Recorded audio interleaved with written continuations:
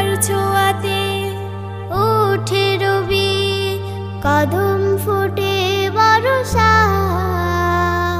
সাগর নদী পাখ পাখালি চলে আপন ঠিকানায়।